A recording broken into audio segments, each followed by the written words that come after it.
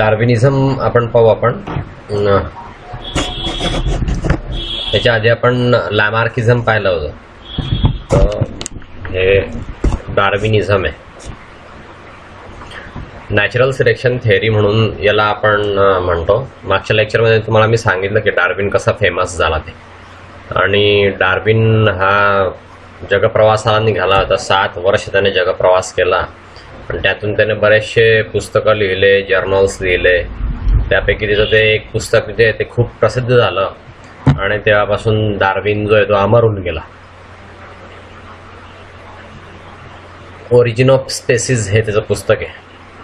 तर ती डार्विनिझम काय आहे, डार्विनची नॅचरल सिलेक्शन थेअरी काय आहे ते आपण पाहणार आहे. इव्हॉल्युशनरी आयडिया आहे. डार्विनने ही उत्क्रांतीची एक आयडिया दिलेली आहे. याला डार्विनिझम असं म्हणतात किंवा ही नॅचरल सिलेक्शन थेअरी आहे डार्विनची. याच्यामध्ये उत्क्रांतीचं मेकॅनिझम काय आहे, उत्क्रांती कशी झाली हे एक्सप्लेन केलेलं आहे. तर डार्विनिझममध्ये काही प्रिन्सिपल आहे, 5 प्रिन्सिपल आहेत महत्त्वाचे. तर ते 5 प्रिन्सिपलच्या आधारे उत्क्रांती झाली असं डार्विनचं म्हणणं आहे. पहिलं ओव्हर प्रोडक्शन. दुसरं ओव्हर प्रोडक्शन म्हणजे जितके पाहिजे त्यापेक्षा जास्त ॲनिमल्सची संख्या होणे.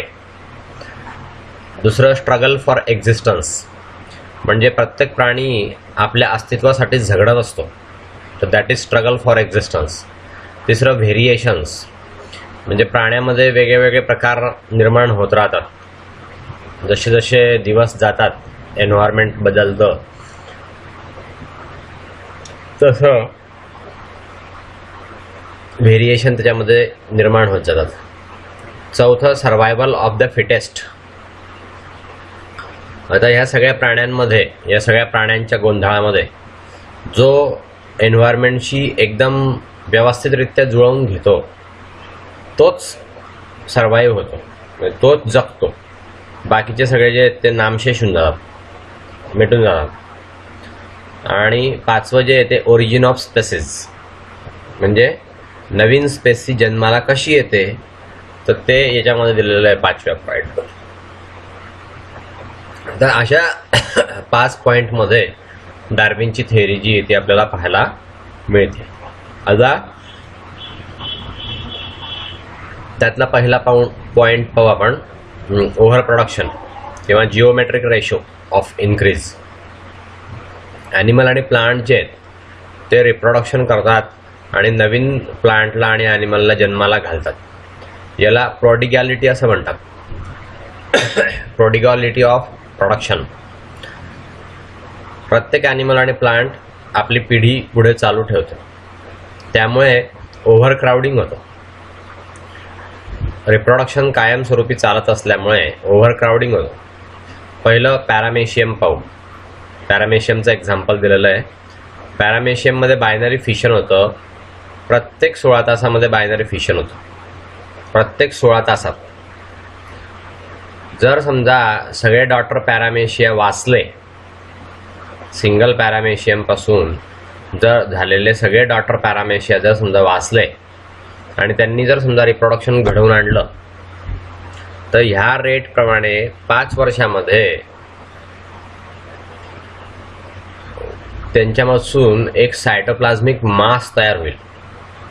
आणि ते जे मास आहे त्याचा जो व्हॉल्यूम आहे तो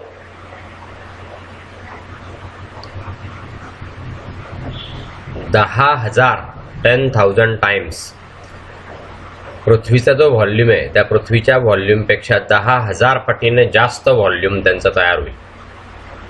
इतका हा रिप्रोडक्टिव्ह रेट त्यांचा भयंकर आहे पॅरामेशियमचा.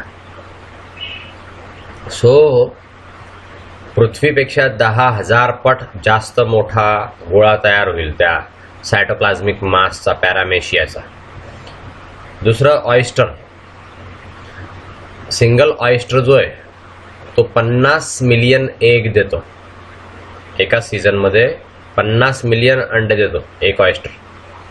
जर समजा हे सगळे एग हॅच झाले आणि त्यांच्यापासून यंग वन बाहेर पडले आणि त्यांच्या फक्त 5 पिढ्या तयार झाल्या तर त्या 5 पिढ्यांमध्ये त्यांचा व्हॉल्यूम एवढा मोठा होईल तर तो पृथ्वीच्या साईजच्या 8 पट असेल मोठा. नाव एलिफंट हा एकदम स्लोवेस्ट ब्रीडर आहे. सगळ्यात कमी त्याचा प्रजननाचा दर आहे. साधारणपणे 6 यंग वन तो पूर्ण त्याच्या आयुष्यामध्ये देतो. 100 वर्षामध्ये फक्त 6 पिलांना जन्म देते हत्तीण. जर हे सगळे यंग वन राहिले, एकाच फिमेलचे सगळे यंग वन राहिले आणि त्यांनी जर रिप्रोडक्शन केलं तर साधारणपणे 19 मिलियन एलिफंट हे 750 वर्षामध्ये तयार होतील. 750 वर्षामध्ये 19 मिलियन म्हणजे किती?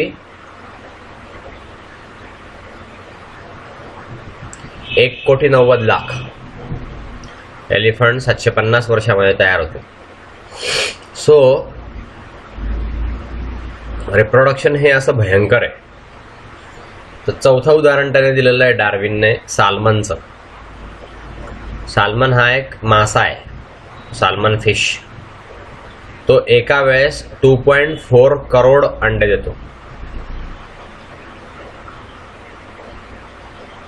2,80,00,000 अंडे एका वेळेस तो देतो. 24 तासामध्ये 2,80,00,000 अंडे साल्मनचे येतात. तर ते साल्मन किती मोठे होतील आणि किती वाढतील तुम्ही याचं लक्षात घ्या. ॲस्कॅरिस जो आहे आपल्या पोटामध्ये जंत असतो गोलकृमी, तो ॲस्कॅरिस 7 लाख अंडे 24 तासामध्ये घालतो. 7 लाख. सगळे जर जगले तर काय होईल तुम्ही कल्पना करा.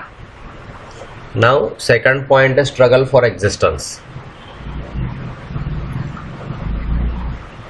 हा जर रेट ऑफ रिप्रोडक्शन चालू राहिला तर हा रेट ऑफ रिप्रोडक्शन खूप हाय. ॲनिमल याच्यामध्ये वाढतात आणि जिओमेट्रिकल रेशोमुळे ॲनिमल वाढतात, पण करस्पॉन्डिंग स्पेस वाढत नाही. म्हणजे पृथ्वीवरती जेवढी जागा आहे तेवढीच जागा आहे, ती जागा वाढत नाही. आणि फूड आणि दुसरे जे फॅक्टर्स आहेत जीवनासाठी आवश्यक जे घटक आहेत ते लिमिटेड आहे. त्यामुळे कॉम्पिटिशन तयार होते. आपल्याला लागणाऱ्या वस्तू मिळण्यासाठी कॉम्पिटिशन तयार होते. ही जी कॉम्पिटिशन आहे याला स्ट्रगल फॉर एक्झिस्टन्स असं म्हणतात. या कॉम्पिटिशनला काय म्हणतात? Struggle for existence. 3 प्रकारचे स्ट्रगल्स असतात. पहिलं इंट्रा स्पेसिफिक स्ट्रगल, म्हणजे आपल्या स्पेसीजमध्ये स्ट्रगल. नंतर इंटरस्पेसिफिक स्ट्रगल, म्हणजे आपल्या बरोबर राहणाऱ्या दुसऱ्या स्पेसीज बरोबर स्ट्रगल. आणि तिसरं एन्व्हायरमेंटल स्ट्रगल, म्हणजे वातावरणाशी जो संघर्ष होतो तो संघर्ष. तर पहिल्यांदा आपण इंट्रास्पेसिफिक स्ट्रगल पाहूया. याच्यामध्ये सेम स्पेसीजच्या मेंबरमध्ये स्ट्रगल असतो. सेम स्पेसीज म्हणजे आपल्या स्पेसीजमध्ये बाकीच्यांना वाटतं आपण जगावं आणि दुसऱ्यांनी मरून जावं, तर याला इंट्रास्पेसिफिक स्ट्रगल असं म्हणतात. ज्यावेळेस मेंबर एकाच स्पेसीजमधले आपसात जीवनावश्यक वस्तू मिळण्यासाठी झगडा होतो त्याला इंट्रास्पेसिफिक स्ट्रगल असं म्हणतात. सेम एन्व्हायरमेंटमध्ये ते राहत असतात, त्यांच्या रिक्वायरमेंट ज्या आहेत त्या पण सेम असतात, त्यामुळे कॉम्पिटिशन होते, हेवी कॉम्पिटिशन होते. हेन असते, हेन कोंबडी, आणि त्याच्यामध्ये मांसाचा एकच तुकडा असतो. किंवा डॉग्स असतात, ते एकमेकांमध्ये भांडतात त्या मांसाचा तुकडा घेण्यासाठी. सिमिलरली सिडलिंग्स ज्या आहेत त्याच्या झाडाच्या खाली जगणाऱ्या ज्या सिडलिंग्स आहेत त्या सुद्धा फूड, लाईट आणि दुसऱ्या मीन्ससाठी एकमेकांमध्ये संघर्ष करत असतात. नाव इंटरस्पेसिफिक स्ट्रगल. याच्यामध्ये जी कॉम्पिटिशन होते तर डिफरंट स्पेसीजच्या मेंबरशी कॉम्पिटिशन होते, त्याला इंटरस्पेसिफिक स्ट्रगल असं म्हणतात. डेड बॉडी असते कॅटलची, तर तिथे व्हल्चर्स पण येतात, नंतर तिथे कॅटल्स पण येतात, डॉग्स पण तिथे येतात, आणि त्या डॉग्सना पण ते मांस पाहिजे असतं, व्हल्चरला पण ते मांस पाहिजे असतं. ते व्हल्चर त्या डॉग्सना हाकलून देतात. त्यामुळे स्ट्रगल जो आहे तो व्हल्चरमध्ये आणि डॉगमध्ये स्ट्रगल होतो.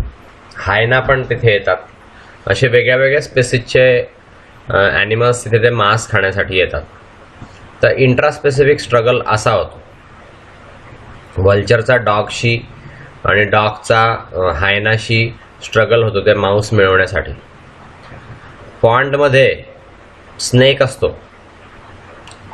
तो त्या बेडकाला खायला धावतो, पण फ्रॉग जो आहे तो त्याच्यापासून बाहेर सटकून जाण्यासाठी प्रयत्न करतो. जंगलामध्ये टायगर जो आहे तो डिअरला मारण्यासाठी, फूड म्हणून खाण्यासाठी डिअरला मारायला धावतो, पण डिअर त्याच्या स्वतःच्या अस्तित्वासाठी त्याच्या तोंडातून बाहेर पडून धावून पळून जातो. अशा रीतीने एकमेकांमध्ये स्पेसीजमध्ये इंटर स्पेसीज स्ट्रगल चालू असतो. तिसरा स्ट्रगल आहे एन्व्हायरमेंटल स्ट्रगल. याच्यामध्ये कॉम्पिटिशन जे आहे ते ॲनिमल आणि एन्व्हायरमेंटल फॅक्टरमध्ये कॉम्पिटिशन असते. त्याला एन्व्हायरमेंटल स्ट्रगल असं म्हणतात. हे शॉर्टेज ऑफ फूड, नंतर वॉटर, ऑक्सिजन, नंतर lack of light, predators, lack of shelter, नंतर डिसीज, नॅचरल कॅलॅमिटीज, याच्यामुळे एन्व्हायरमेंटल स्ट्रगल होतो. हे जे फॅक्टर्स आहेत ते एन्व्हायरमेंटल रेझिस्टन्स निर्माण करतात आणि प्राण्यांना जगायला मुश्किल होतं. प्राण्यांना संघर्ष करावा लागतो. त्यामुळे रिप्रोडक्टिव्ह पोटेन्शियल जे आहे ते सुद्धा इनडेफिनाइटली वाढण्यापासून थांबतं. नाव तिसरा पॉईंट आहे व्हेरिएशन. व्हेरिएशनला म्हणतात कॅरेक्टर्सचा डिफरन्स. इंडिव्हिज्युअलमध्ये कॅरेक्टर्सचा डिफरन्स. दोन इंडिव्हिज्युअल जे ते एक्झॅक्टली सेम नसतात, त्याच्यामध्ये व्हेरिएशन असतं. ऑफस्प्रिंगमध्ये व्हेरिएशन असतं. एकाच आईवडिलांचे दोन पोरं एकदम सारखे नसतात, त्याच्यामध्ये थोडंसं व्हेरिएशन असतं. सेम ऑर्गॅनिझममध्ये सुद्धा व्हेरिएशन दिसतं. प्लांटमध्ये एक पान जे ते वेगळं असतं आणि दुसऱ्या पान जे ते वेगळं असतं. साईज, शेप, व्हेनेशन याच्यामध्ये फरक असतो. एकच बोट जे दोन हातांचं एकच बोट त्याच्यामध्ये सुद्धा फरक असतो. व्हेरिएशन ही इनहेरिटेड प्रॉपर्टी आहे. जीवनामध्ये अनुवंशिकता दिसते व्हेरिएशनमध्ये. डार्विनने असा सांगितलं आहे की स्मॉल कंटिन्युअस व्हेरिएशन हे फार इम्पॉर्टंट असतात, उत्क्रांतीसाठी अत्यंत आवश्यक असतात. ते रँडमली येतात, त्यांचा रेफरन्स काही नसतो, त्यांची गरज आहे की नाही हे काही माहीत नसतं, पण ते रँडमली असे व्हेरिएशन चालू असतात. ते ॲडव्हान्टेजियस आहे किंवा हार्मफुल आहे हे माहीत नसतं. डार्विनने दोन प्रकारचं व्हेरिएशन दाखवलं आहे, फेवरेबल व्हेरिएशन आणि अनफेवरेबल व्हेरिएशन. फेवरेबल व्हेरिएशन जे त्याची आवश्यकता असते प्राण्यांना किंवा प्लांट्सना. अनफेवरेबल व्हेरिएशन जे त्याची आवश्यकता नसते, ते नेसेसरी नसतात. फेवरेबल व्हेरिएशनमध्ये कोणते कोणते व्हेरिएशन येतात, तर ज्याची गरज असते, स्ट्रगल फॉर एक्झिस्टन्स जो करत असतो त्याला ज्या व्हेरिएशनची गरज असते ते फेवरेबल व्हेरिएशन असं म्हटलं जातं. त्याच्यामध्ये स्ट्रेंथ येते, ॲग्रेसिव्हनेस येतो डॉगमध्ये, नंतर हाय स्पीड येतो डिअरमध्ये. तर हाय स्पीड जो आहे डिअरमध्ये तो अत्यंत उपयोगी असतो, कारण त्याला वाघापासून स्वतःचा जीव वाचवून पळायचं असतं.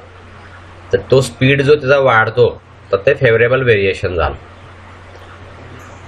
डॉग्समध्ये ॲग्रेसिव्हनेस जो येतो तो स्वतःचा जीव वाचवण्यासाठी त्यांना मदत होते. आता अनफेवरेबल व्हेरिएशन कोणते आहेत, तर हे युजलेस आहे किंवा हार्मफुल आहे. स्ट्रगल फॉर एक्झिस्टन्स करणाऱ्या प्राण्याला ते हार्मफुल असतात. नाव चौथा पॉईंट डार्विनचा, that is survival of the fittest. याच्यामध्ये त्याने असं दाखवलंय की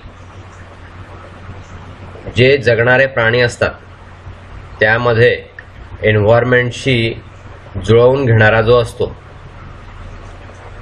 सगळ्यात जास्त जुळवून घेणारा जो असतो किंवा एन्व्हायरमेंटशी ज्याचं मॅच होतं कॅरेक्टर, तो सर्वाईव्ह होतो. पण जो एन्व्हायरमेंटशी स्वतःला जुळवून घेऊ शकत नाही तो मात्र तिथे राहू शकत नाही.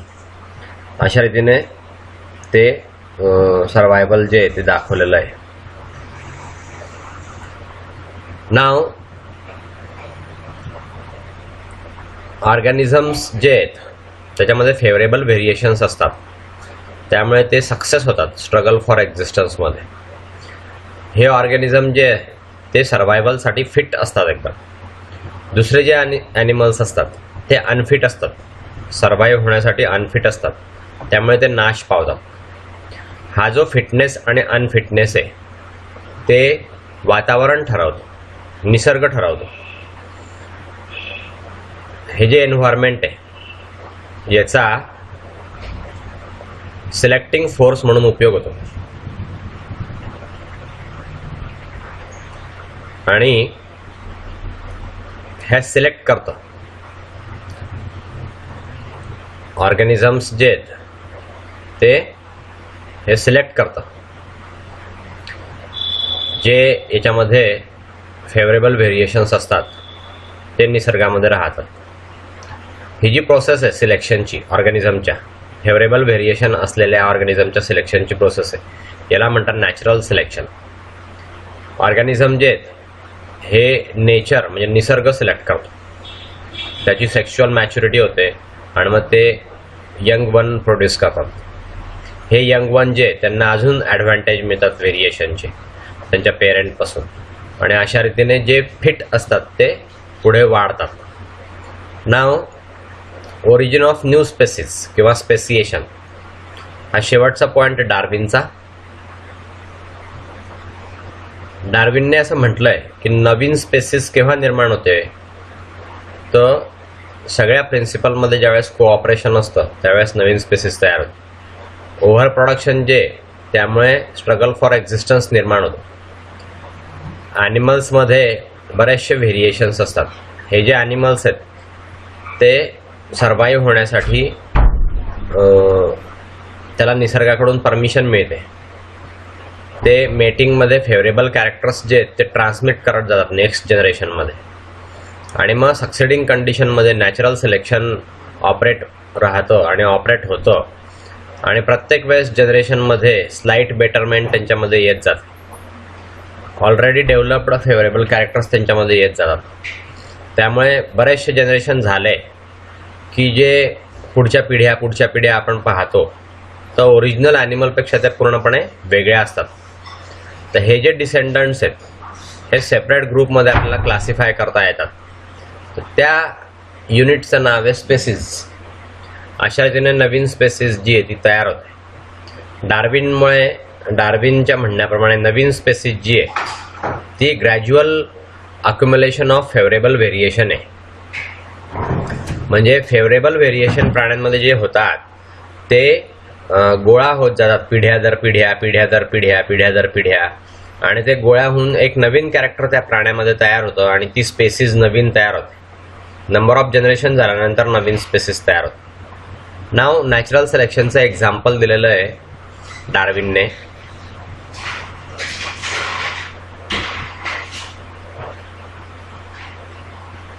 डार्विन म्हणतो की जिराफ जो आहे हा आपल्याला या थेअरीसाठी आपल्याला उपयोगात आणू शकतो आपण. हे एक एक्झाम्पल आहे. जुन्या काळामध्ये जिराफ जो आहे हा चरणारा प्राणी होता, तो गवत खायचा. तिथे ज्यावेळेस गवत कमी झालं तर त्याला झाडाच्या पानांवरती अवलंबून राहावं लागलं. मग डार्विनने असा विश्वास ठेवलेला आहे की त्यांची जी नेक होती जिराफाची, शॉर्ट होती, त्याच्यापासून लॉंग नेक्ड जिराफ तयार झाला एन्शंट टाईममध्ये. तर दुसऱ्या शब्दात सांगायचं जर झालं तर हे व्हेरिएशन जे जिराफाच्या मानेमध्ये लांबीमध्ये जो फरक पडला, तर जिराफ जो आहे एकदम लॉंग नेक झाली त्याची, पुढचे पाय लांब झाले आणि त्यामुळे तो झाडांवरच्या पानांपर्यंत पोहोचू शकला आणि त्याला अन्न मिळू शकलं. तर जिराफ जो आहे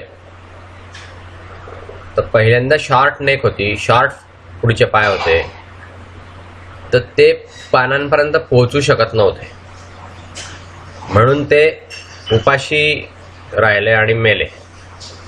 पण ज्यावेळेस स्ट्रगल फॉर एक्झिस्टन्स सुरू झाला त्यावेळेस जिराफाने स्वतःला बदलवून घेतलं आणि त्याच्यामध्ये फेवरेबल व्हेरिएशन झाले. त्यामुळे त्याची मान लांब झाली, पुढचे पाय मोठे झाले आणि मग ते त्या नेचरने सिलेक्ट केले आणि ते जगले आणि दुसरे जे ते नामशेष झाले पृथ्वीवर. हे जनरेशनच्या मागे जनरेशन म्हणजे पिढ्या दर पिढ्या हे असं चालू असतं आणि त्यामुळे डेव्हलपमेंट होते, प्राण्यांची उत्क्रांती होते. लॉंग नेक झाली, लॉंग फोरलिम झाले, पुढचे पाय लांब झाले ते जिराफचे आणि आता जो जिराफ आहे तो आपल्याला दिसायला लागला. आता डार्विनिझमच्या या थेअरीवरती काही सायंटिस्टने आक्षेप घेतलेले आहेत. ते आक्षेप कोणते? तर बऱ्याचशा बायोलॉजिस्टने त्याला समीक्षा केलेली आहे आणि बरेचसे त्याच्या विरोधामध्ये सुद्धा आहे. डार्विनने असं म्हटलं आहे की सगळे जे व्हेरिएशन्स आहेत ते अनुवांशिक होतात, पण त्याने असं काही फरक नाही केलेला आहे हेरिटेबल आणि नॉन हेरिटेबल व्हेरिएशनमध्ये. हा त्याचा एक कमीपणा आहे. तसंच न्यू कॅरेक्टर ओरिजिन कसं होतं हे त्याने एक्सप्लेन केलेलं नाही आहे. फक्त प्रोग्रेसिव्ह इम्प्रूव्हमेंट होते बुवा एवढंच त्याने सांगितलेलं आहे. एक्झिस्टिंग ऑर्गनची प्रोग्रेसिव्ह इम्प्रूव्हमेंट होते हेच फक्त त्याने सांगितलेलं आहे. तसंच डार्विनने ॲक्च्युअल प्रोसेस जो आहे इनहेरिटन्सचा तो काही सांगितलेला नाही आहे. अनुवंशिकता कशी होते, कशी पुढच्या पिढीमध्ये जाते, तर ॲक्च्युअल प्रोसेस त्याने काही डार्विनने सांगितलेली नाही. तसंच डार्विनची जी थेअरी आहे त्यामध्ये युजफुल व्हेरिएशन राहतात हे त्याने सांगितलं आहे, पण त्याच्याबद्दल काही आयडिया दिलेली नाही आहे. युजलेस व्हेरिएशन जे असतात, व्हेस्टिजियल ऑर्गन जे असतात, त्याच्याबद्दल डार्विनने काहीही सांगितलेलं नाही. नॅचरल सिलेक्शन असं आपण म्हणू शकतो, त्यापासून नवीन स्पेसिस तयार होते, पण gradual accumulation of useful variation जे आहे तर त्याच्यामध्ये इंटरमिजिएट फॉर्म पण असायला पाहिजे.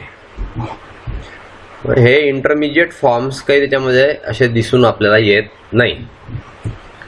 त्यामुळे इंटरमिजिएट फॉर्मने डायरेक्ट डेव्हलप झाला का नवीन ॲनिमल, तर असं आपल्याला दिसून येत नाही.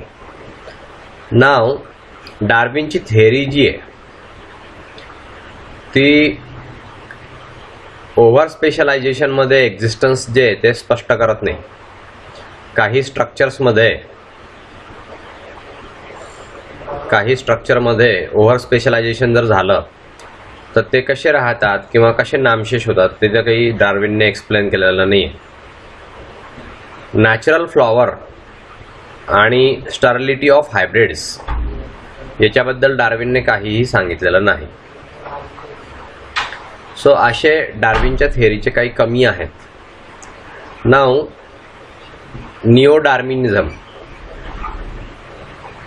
डार्विनची जी नॅचरल सिलेक्शन थेअरी आहे ही जनरली लोक सगळे वापरतात, पण त्याला काही मर्यादा आहेत. काही जे नवीन काम करणारे लोक आहे त्यांनी डार्विनची थेअरी थोडी मॉडिफाईड केलेली आहे आणि त्या लेटेस्ट डेव्हलपमेंटनुसार त्या डार्विनच्या थेअरीला त्यांनी नवीन रूप दिलेलं आहे. तर ही जी मॉडिफाईड थेअरी आहे हिला न्यू डार्विनिझम असं म्हणतात किंवा modern theory of natural selection असं म्हणतात. हे जे न्यू डार्विनिझम आहे याच्यामध्ये बरेचसे डिफेक्ट आहे डार्विनिझममध्ये. ते डिफेक्ट रेक्टिफाईड केलेले आहेत, दुरुस्त केलेले आहेत. डार्विनचे जे सपोर्टर्स आहेत त्यांनी एक्सपेरिमेंटल एव्हिडन्सेस दिलेले आहेत नॅचरल सिलेक्शनला. नंतर म्युटेशनला, दुसऱ्या कॉन्ट्रीब्युशन्सला, दुसरे जे जेनेटिक्स आहेत, जेनेटिक्सचे काम करणारे जे दुसरे सायंटिस्ट आहेत त्यांनी एक्सपेरिमेंटल एव्हिडन्स केलेले आहेत डार्विनच्या थिअरीला, आणि त्यामुळे निओ डार्विनिझम ही नवीन थिअरी तयार झालेली आहे. बायोलॉजिस्ट जे हेल्पिंग हँड देतात निओ डार्विनिझम तयार करण्यासाठी त्याला निओ डार्विनियन्स असं म्हणतात. काही निओ डार्विनियन्स जे आहेत ते रोमन आहेत, वॉलेस आहे, Fisher, Huxley, Ford, Haldane, Goldschmidts, Sewall, Wright, Ernst Haeckel, August Weismann, Dobzhansky, John Mendel, Kettlewell आणि हर्बर्ट स्पेन्सर हे निओ डार्विनियन्स आहेत. यांनी जे आयडिया दिलेले आहेत त्यामध्ये एक्सपेरिमेंटल एव्हिडन्स दिलेले आहेत डार्विनच्या थिअरीला सपोर्ट करण्यासाठी, आणि जे ऑब्जेक्शन आहे डार्विनच्या थिअरीवरती त्या ऑब्जेक्शनला त्यांनी उत्तरं दिलेले आहेत. आता एक्सपेरिमेंटल सपोर्ट त्यांनी कसा दिला ते आपण पाहू. एक्सपेरिमेंटल सपोर्टमध्ये नॅचरल सिलेक्शन थिअरी जी आहे त्याच्यामध्ये बरेचसे एक्सपेरिमेंट केले गेले, बायोलॉजिस्टने एक्सपेरिमेंट केले. तर पहिला एक्सपेरिमेंट आहे इंडस्ट्रियल मेलॅनिझम. इंडस्ट्रियल मेलॅनिझम याच्यामध्ये मॉथ्सचा स्टडी केला गेला. इंडस्ट्रियल एरियामध्ये राहणारे मॉथ, त्यांच्यामध्ये ब्लॅक कलर तयार होतो, मेलॅनिन पिगमेंट डेव्हलप होतात. त्यांची बॉडी धुराशी जुळवण्यासाठी बॅकग्राऊंडमध्ये ते मिसळून जाण्यासाठी त्यांची बॉडी जी आहे ती डार्क होते. ते झाडावरती ज्यावेळेस बसतात तर त्या मॉथची बॉडी जी आहे ती डार्क होऊन जाते धूर असल्यामुळे. तर इंडस्ट्रियल मेलॅनिझम जे ते त्यांनी निरीक्षण केलं आणि बऱ्याचशा उत्क्रांतीवादींनी, फिशर, फोर्ड, केटलबेल यांनी ते दाखवून दिलं की इंडस्ट्रीमुळे ह्या मॉथमध्ये मेलॅनिझम डेव्हलप झाला. पेपर्ड मॉथमध्ये, नंतर बिस्टन बेटुलारियामध्ये, हे जे मँचेस्टरमध्ये राहत होते, इंडस्ट्रियल सिटीमध्ये राहत होते ग्रेट ब्रिटनमध्ये, तर पेपर्ड मॉथला 2 फॉर्म झाले, मेलॅनिक फॉर्म आणि नॉन मेलॅनिक फॉर्म. तर हा जो मेलॅनिक फॉर्म आहे ते ब्लॅक कलरचे आहेत, त्यांच्यामध्ये मेलॅनिन पिगमेंटची वाढ जास्त झाली. आणि मेलॅनिक फॉर्म्स जे आहेत त्यांना कार्बोनारिया असं पण म्हणतात. मग नॉन मेलॅनिक फॉर्म्स जे आहेत ते लाईट कलरचे आहेत. लाईट कलर मेलॅनिन पिगमेंट नसल्यामुळे त्यांना लाईट कलर आहे. मँचेस्टरमध्ये सगळे जे मॉथ्स आहे ते नॉन मेलॅनिक आहे. 1845च्या पूर्वी सगळे मॉथ नॉन मेलॅनिक होते, पण 1845 नंतर फक्त मेलॅनिक फॉर्म तिथे दिसतो. नंबर ऑफ मेलॅनिक फॉर्म जे आहेत ते ग्रॅज्युअली वाढले आणि 1848मध्ये साधारणपणे फक्त 1% पॉप्युलेशन आणि उरलेलं 99% पॉप्युलेशन जे ते नॉन मेलॅनिक फॉर्म्सचं राहिलं. 1898मध्ये मेलॅनिक फॉर्म्स जे आहेत ते साधारणपणे 99% झाले आणि नॉन मेलॅनिक फॉर्म्स जे आहेत ते फक्त 1% राहिले. यांचा ज्यावेळेस जेनेटिक स्टडीज केला तर मेलॅनिझम जे ते सिंगल डॉमिनंट जीनमुळे त्यांच्यामध्ये आलं. क्रॉस ब्रीडिंग एक्सपेरिमेंट झाले आणि त्याच्यामध्ये त्यांनी असं दाखवून दिलं की मेलॅनिक जीन्स जे आहेत त्यामुळे मेंडेलियन इनहेरिटन्स टिपिकली त्याच्यामध्ये दिसतो.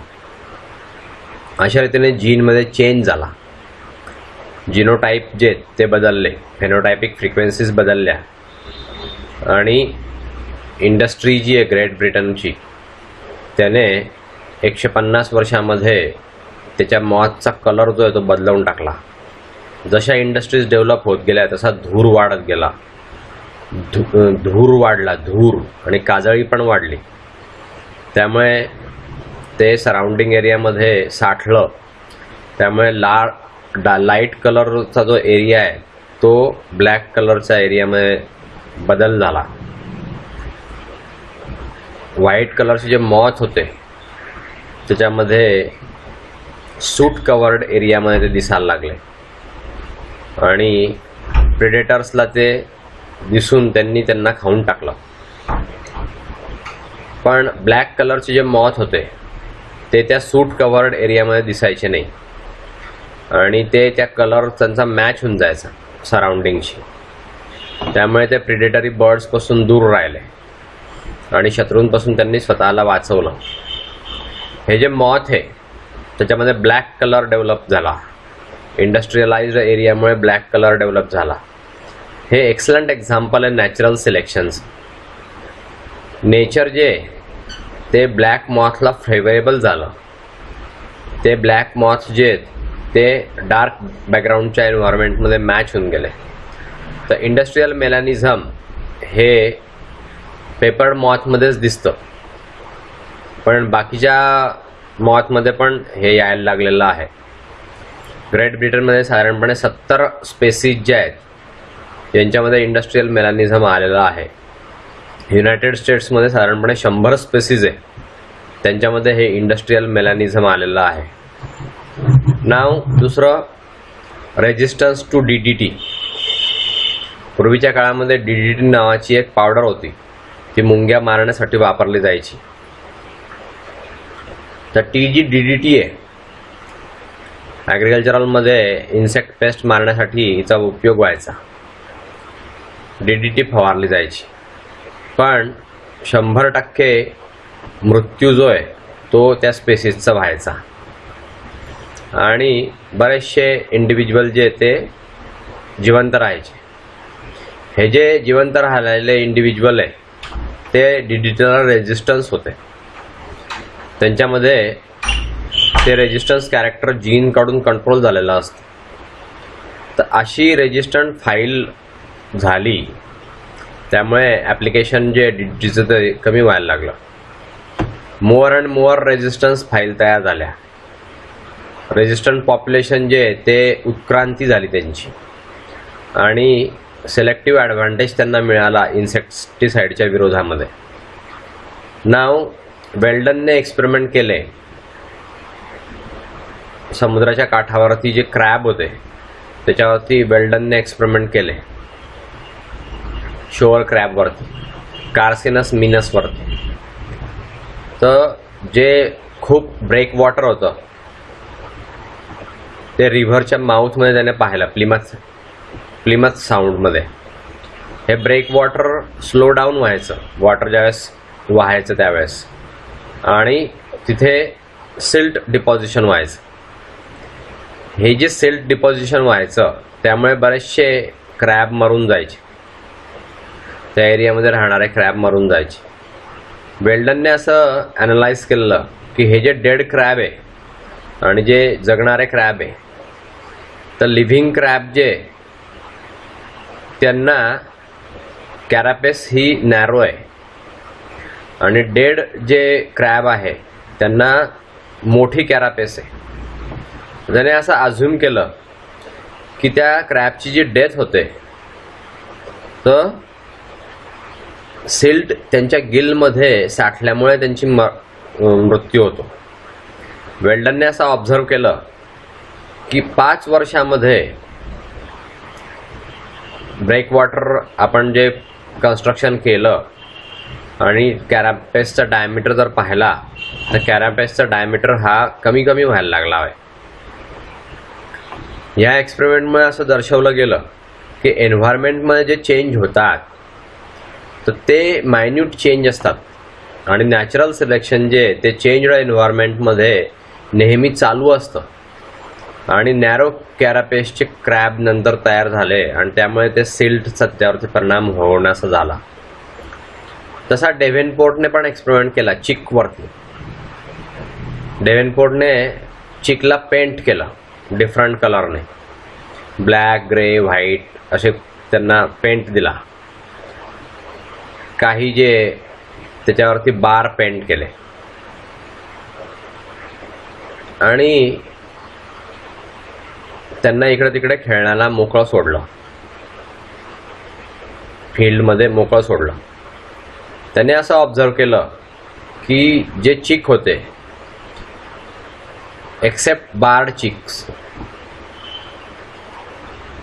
ते दुसऱ्या प्राण्यांनी पकडून घेतले आणि त्यांच्या शत्रूंनी त्यांना मारून टाकलं, हॉकने, काईटने वगैरे, कारण त्यांच्या अंगावरती कलर होता. फक्त बार्ड चीक जे होते ते सराउंडिंगशी मॅच होऊन जायचे, त्यामुळे ते दिसूनही शकायचे. याच्यामुळे नेचर जो आहे तो फेवरेबल कॅरेक्टरला सिलेक्ट करतो आणि नॉन फेवरेबल कॅरेक्टरला अपोज करतो. नाव resistance of bacterium to drugs. Bacteria जो आहे तो ड्रगला रेजिस्टन्स करतो. एल कावली नंतर G.A. मॅकॅक्रो यांनी 1952 मध्ये एक्सपेरिमेंट करून असं प्रूव्ह केलं की आपल्या आतड्यामध्ये जे बॅक्टेरिया असतात ई कोली, ते अँटीबायोटिक जे क्लोरॅमफेनिकॉल 250 ग्रॅम याच्या विरुद्ध खूप चांगली ॲबिलिटी ते डेव्हलप केलेली आहे त्यांनी. नॉर्मल बॅक्टेरियापेक्षा 250 पट मोठी ॲबिलिटी डेव्हलप केलेली आहे. ते क्लोरॅमफेनिकॉलने मरत नाहीत. जर समजा आपण बॅक्टेरियाला त्या कॉन्सन्ट्रेशनला एक्सपोज केलं तर ते बॅक्टेरिया मरत नाहीत क्लोरॅमफेनिकॉलमुळे. क्रॉसिंग एक्सपेरिमेंट त्याने केले. त्याने असं सिद्ध केलं की म्युटेशन झाल्यामुळे त्यांच्यामध्ये रेजिस्टन्स आलेला आहे आणि ते म्युटेशन झाल्यामुळे ते इनहेरिट झालेलं आहे. मेंडेलियन प्रिन्सिपलवरती त्याचं इनहेरिटन्स झालेलं आहे. अनुवंशिक गुण त्यांच्यामध्ये तो झाला आहे आणि त्यामुळे त्या क्लोरॅमफेनिकॉलमुळे आता ई कोलाय बॅक्टेरिया मरत नाहीत. हे जे रेजिस्टन्स स्ट्रेन त्याने मग कल्चर केले आणि क्लोरॅमफेनिकॉल फ्री मीडियामध्ये टाकले तर ते एकदम स्लोली ग्रो झाले आणि ससेप्टेबल वन जे आहे ते चांगले ग्रो झाले. या एक्सपेरिमेंटमुळे असं दाखवलं गेलं की पॉप्युलेशन जे त्याच्यामध्ये अडॅप्टिव्ह चेंजेस होतात, एन्व्हायरमेंटच्या नुसार अडॅप्टिव्ह चेंजेस होतात आणि हे जे अडॅप्टिव्ह चेंजेस आहेत ते त्यांच्यामध्ये झालेल्या म्युटेशनमुळे होत असतात. नाव ऑब्जेक्शन जे होते डार्विनच्या थेअरीमध्ये त्या ऑब्जेक्शनवरती ॲन्सर्स दिलेले आहेत यांनी. ते ॲन्सर्स कोणते ते आता पाहू आपण. न्यू डार्विनियन्स लोक जे आहेत त्यांनी समजूत पटवून देणारे असे पुरावे तयार केले आणि एक्सप्लेनेशन दिले. डार्विनच्या थेअरीवरती जे ऑब्जेक्शन होते त्याच्यावरती एक्सप्लेनेशन दिलं त्यांनी आणि ते एक्सप्लेनेशन जे ते खालीलप्रमाणे. पहिलं जर्म प्लाझम थेअरी. तर जर्म प्लाझम थेअरीमध्ये इम्पॉर्टंट ऑब्जेक्शन जे डार्विनिझमवरती की डार्विनने हेरिटेबल आणि नॉन हेरिटेबल व्हेरिएशनमध्ये फरक केला नाही. हे ऑब्जेक्शन जर्म प्लाझम थेअरी जी प्रपोज केली ऑगस्ट वीजमॅनने 1904 मध्ये, त्यामुळे ह्या प्रश्नाला उत्तर मिळालं. ह्या थेअरीप्रमाणे कॅरेक्टर्स जे सोमॅटोप्लाझममध्ये ॲपियर होतात ते डिसॲपियर होतात. ज्यावेळेस त्या प्रोसेसरचा मृत्यू होतो त्यावेळेस ते डिसॲपियर होतात आणि ते इनहेरिट होत नाही. पण कॅरेक्टर किंवा चेंजेस जे जर्म प्लाझममध्ये झालेले असतात ते मात्र पुढच्या पिढीमध्ये ट्रान्समिट केले जातात जनरेशन आफ्टर जनरेशन. नाव मेंडेलचे एक्सपेरिमेंट्स.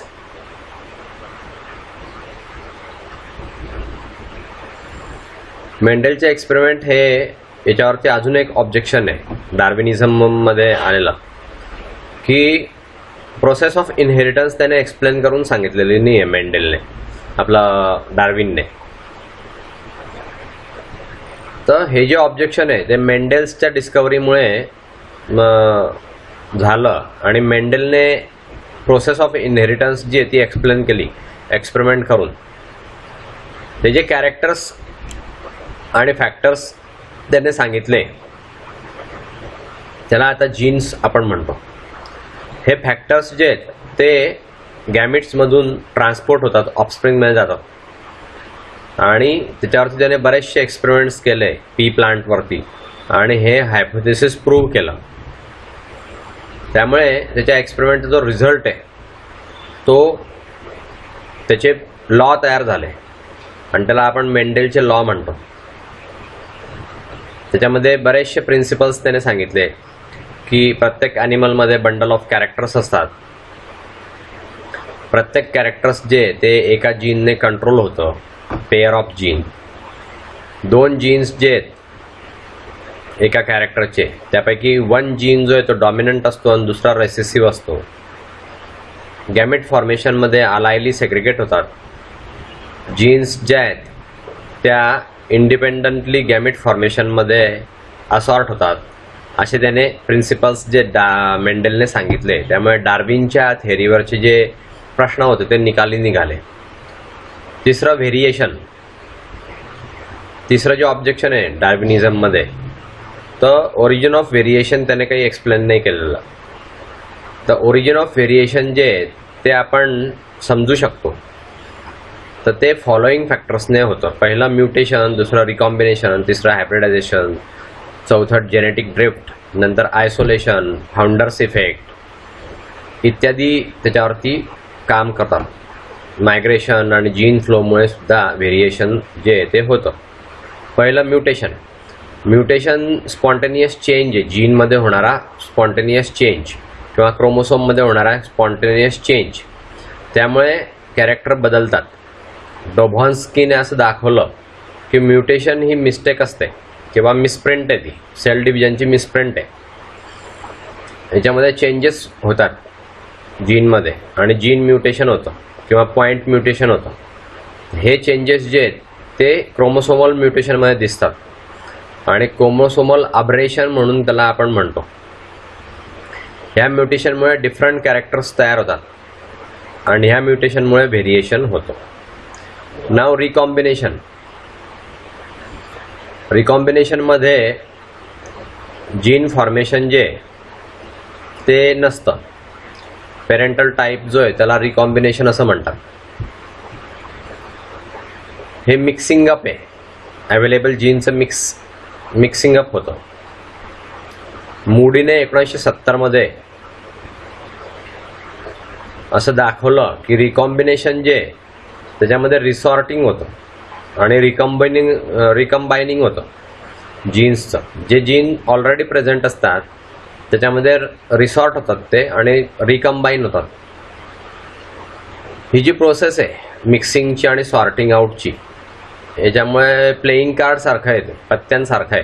ते पत्ते आपण सगळे एकत्र करतो आणि परत वेगळे वेगळे करतो. तर त्याच्यामध्ये प्रोसेस जी असते ती प्रोसेस पहिली क्रॉसिंग ओव्हरची प्रोसेस असते मिओसिसच्या वेळेस. नंतर फ्री असॉर्टमेंट होते जीनची गॅमेट फॉर्मेशनच्या वेळेस. नंतर रँडम युनियन होते गॅमेट्सची. फर्टिलायझेशन ज्यावेळेस होतं त्यावेळेस ते परत गॅमेट सगळे एकत्र होतात. नंतर क्रोमोसोमल ॲब्रेशन त्याच्यामध्ये होतात, त्यामुळे परत वेगळेपणा निर्माण होतो आणि इंटरब्रीडिंग पण होतं. त्यामुळे सुद्धा ते सगळं आपल्याला परिणाम दाखवतात. याच्यामुळे नवीन जीन बनत नाही पण न्यू जीन कॉम्बिनेशन याच्यामुळे बनतात, जिनोटाईप नवीन बनतात. हे जे रिकॉम्बिनेशन आहे जीन्सचं ते रिअरेंज झालेलं असतं. त्यामुळे ते क्लोज असोसिएशनमध्ये येतात, नवीन जीनच्या क्लोज असोसिएशनमध्ये येतात. तर याच्यामुळे पोझिशन इफेक्ट होतो किंवा इपिस्टॅसिस होतं. म्हणून नवीन कॅरेक्टर जे आहे ॲनिमलचं ते चेंज होऊ शकतं, नवीन कॅरेक्टर येऊ शकतं रिकॉम्बिनेशनमुळे. याच्यामुळे म्युटंट जीन जो आहे तो स्प्रेड होतो पॉप्युलेशनमध्ये. प्रायमरी सोर्स आहे व्हेरिएशनचा आहे रिकॉम्बिनेशन. मोर पोटंट आहे म्युटेशनपेक्षा. व्हेरिएशन प्रोड्यूस करण्यामध्ये हे जास्त पोटंट आहे. तिसरं कारण आहे हायब्रिडायझेशन. हायब्रिडायझेशनमध्ये क्रॉसिंग ओव्हर होतं 2 स्पेसीजचं. स्पेसिसचं क्रॉसिंग होतं. हायब्रिडायझेशनमध्ये 2 स्पेसिसचं क्रॉसिंग होतं आणि हायब्रिड तयार होतात. हे जे हायब्रिड आहे त्यांचं जेनेटिक मटेरियल एकमेकांचं त्यांनी शेअर केलेलं असतं. 2 डिफरंट स्पेसिसचं जेनेटिक मटेरियल एकत्र झालेलं असतं. त्यामुळे नवीन कॅरेक्टर्स निर्माण होतात. पहिलं मूल खेचर हे घोडा आणि गाढव या दोघांच्या ब्रीडिंगपासून खेचर तयार झालेलं आहे मूल. रॅम्फॅनो ब्रासिका हा रॅम्फॅनस म्हणजे रॅडिश आणि ब्रासिका म्हणजे कॅबेज यांच्या हायब्रिडायझेशनमुळे झालेलं आहे. पोमॅटो तर हे पोटॅटो आणि टोमॅटो यांच्या हायब्रिडायझेशनमुळे पोमॅटो तयार झालेला आहे. नाव जेनेटिक ड्रिफ्ट.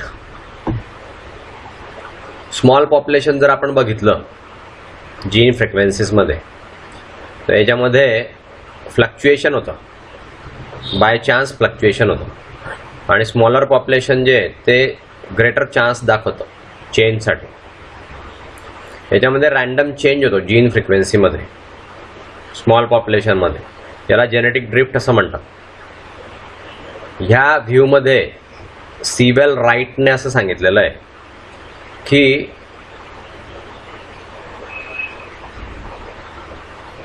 जेनेटिक ड्रिफ्ट जे जीन फ्रिक्वेन्सीच्या रॅन्डम चेंजमुळे होते, बाय चान्स होतं हे स्मॉल पॉप्युलेशनमध्ये. तर हे सीवेल राईटने सांगितलं आहे पहिल्यांदा, म्हणून त्याला सीवेल राईट इफेक्ट असं म्हणतात. जेनेटिक ड्रिफ्टचा हा रिझल्ट आहे. नवीन म्युटेशन तयार होतं स्मॉल पॉप्युलेशनमध्ये, ते फिक्स होतं किंवा लॉस्ट होतं. नाव आयसोलेशन.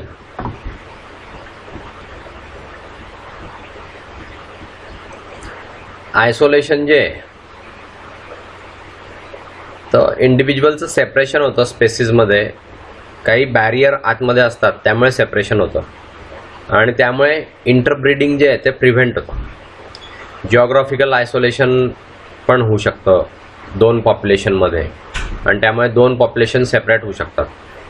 जिओग्राफिकली सेपरेटेड पॉप्युलेशन्स जे असतात त्यांना ॲलोपॅट्रिक पॉप्युलेशन असं म्हणतात. मेयरने 1963 जिओग्राफिकल आयसोलेशन दाखवलेलं आहे. ही फर्स्ट स्टेप आहे डेव्हलपमेंटची. डायव्हर्सिटी जी तयार होते ती डायव्हर्सिटीमध्ये ही पहिली स्टेप आहे पॉप्युलेशनमध्ये. कारण त्या पॉप्युलेशनचं जे मूळ ठिकाण असतं ते ठिकाण बदलून त्या पॉप्युलेशनमधलं ठराविक पॉप्युलेशन, अर्ध पॉप्युलेशन दुसऱ्या भागामध्ये जिओग्राफिकली दुसऱ्या भागामध्ये जाऊन राहायला लागतं. तर तिथल्या वातावरणामुळे त्यांच्यामध्ये जे बदल होतात that is a origin of species. त्यामुळे नवीन स्पेसिस तयार होऊ शकते. एकदा सेपरेट झाले की त्यांचा जीन पूल जो आहे तो एकमेकांशी कॉन्टॅक्टमध्ये येत नाही.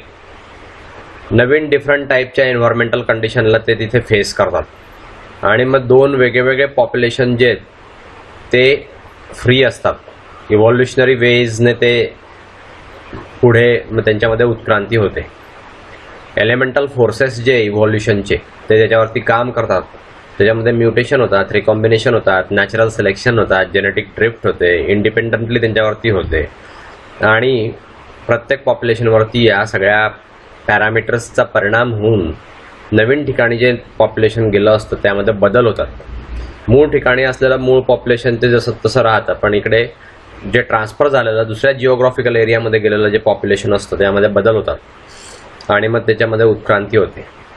प्रोग्रेसिव्ह जेनेटिक डायव्हर्सन्स त्याच्यामध्ये निर्माण होतं. जेनेटिक डायव्हर्शन हा दोघं पॉप्युलेशनमध्ये वेगळा वेगळा होतो. त्यामुळे इंटरब्रीडिंग मग त्यांच्यामध्ये होत नाही. ज्यावेळेस ते परत एकत्र येतात मायग्रेशनमुळे तर जिओग्राफिकल आयसोलेशनमुळे ते बऱ्याच वेळेस डिसॅपियर पण झालेले असतात. तर रिप्रोडक्टिव्ह आयसोलेशन पण त्याच्यामध्ये एस्टॅब्लिश होतो. हा जो पॉईंट आहे तर तो सेम एरियामध्ये जे प्राणी राहतात त्यांच्याच बाबतीमध्ये राहतो. तेच एकमेकांमध्ये ब्रीडिंग करतात. मूळच्या आपल्या ठिकाणावरती जे प्राणी राहिलेले आहेत त्यांच्याशी यांचं ब्रीडिंग आता होत नाही. म्हणून ॲलोपॅट्रिक पॉप्युलेशन जे आहेत ते सिम्पॅट्रिक बनतात आणि त्यांची इंटिग्रिटी ते ठेवतात. रिस्पेक्टिव्ह जीन पूलची इंटिग्रिटी त्याच्यामध्ये राहते. नवीन स्पेसिस येतात ते म्हटले गेलेले असतात. फाउंडर प्रिन्सिपल जे हे मेयरने 1963 मध्ये प्रपोज केलं. शेफर्ड आणि मेयर 1963 मध्ये यांनी असं म्हटलं, नवीन पॉप्युलेशन जे तयार झालेलं असतं आयसोलेशनमुळे, त्याचा जो जीन पूल तयार होतो तो आयडेंटिकल नसतो. पेरेंटल पॉप्युलेशनशी तो आयडेंटिकल राहत नाही, कारण त्याच्यामध्ये सॅम्पलिंग एरर होतात. हा जो डिफरन्स आहे तो फर्दर इम्प्रूव्ह होत जातो डिफरंट टाईप्स ऑफ इव्हॉल्युशनरी फोर्सेसमुळे. उत्क्रांतीच्या फोर्सेसमुळे हा डिफरन्स वाढत जातो आणि इंडिपेंडंटली ते ॲक्टिंग करतात दोन पॉप्युलेशन, आणि जेनेटिक डायव्हर्जन्स तयार होतं, जेनेटिक डायव्हर्शन्स तयार होतं आणि त्याच्यामध्ये व्हेरिएशन्स येतात. फाउंडरचं प्रिन्सिपल जे आहे त्याच्यामध्ये इव्हॉल्युशनरी चेंजेस कोणते कोणते होतात, तर स्मॉल आयसोलेटेड पॉप्युलेशन जे आहेत त्याच्यामध्ये अनयुज्युअल कॅरेक्टरिस्टिक डेव्हलप होतात. जे लार्ज पॉप्युलेशनमध्ये असतात त्यांच्या रिलेटिव्हमध्ये, मूळ पॉप्युलेशनमध्ये जे असतात त्यापेक्षा दुसऱ्या ठिकाणावर गेलेल्या पॉप्युलेशनमध्ये वेगळे अनयुज्युअल कॅरेक्टरिस्टिक डेव्हलप होतात.